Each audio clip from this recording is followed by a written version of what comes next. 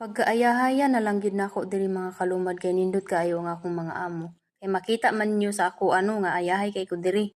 Well, dili na ko gina-voice out kung unsa ko kaayahay diri kay lagi nag-control ko sa akong mga istorya. So karon voice out na kay ko nga magpasalamat ko sa Ginoo nga sila ang nagiging amo nako. Problema lang gyud diring balaya mga kalumad kay ang imuhar gyud kauban sa trabaho. Sa 2 years nako diri mga kalumad, nisalig na pud ang akong amo sa kuha. Sa nag-ingon sa kuha sa una nga nangilog kog iyang trabaho, for your information wala ko nangilog ni tabang ra ko. So karon kay mag-distance naman ko at tubangan na imong trabaho at timan na imong trabaho. Unya, sa nag-ingon ako nga wala ko'y utang na loob, nagpasalamat na ko nimo sa permiro pa lang rin akong abot. Dili pa din na enough, gusto nimo nga mag-obey ko nimo kung sa imong mando. Dili na pwede, parihar ratang katabang. Ang ako, trabaho ra ko sa kung unsay trabaho nako diri. Kung magpasalamat ko ni madam nga siya na nag-hold sa mua, gitagaan nami og allowance nga pangkaon. Sumaon na nga magluto na ko sa akong galingon nga pagkaon, bahala na mo diha og unsa inyong pambuhaton sa akong sa inyong report nilang madam og ni sir. Na pud na sila mutuog unsa ilang inyong ipang istorya sa ako kay ngano nakita nilang unsa ko sa trabaho. Kay diha man mo malipay nga inyo kong daoton, hala padayon mo.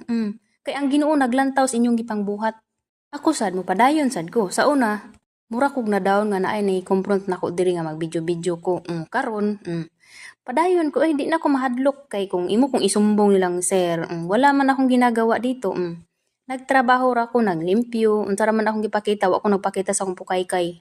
Among uban mga kalumad no, mga suyaon ba, way laing makita sa imo, yung insecure lang.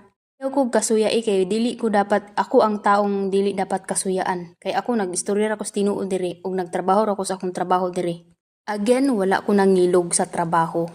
Nitabang ra ko, dinyari ko diri kay ni trabaho, wala ko nangilog. Kay about ani kabalo naman silang sir nga ingon ani kay ako naman gitugan ang tanan katong gusto na gid kumuhawa.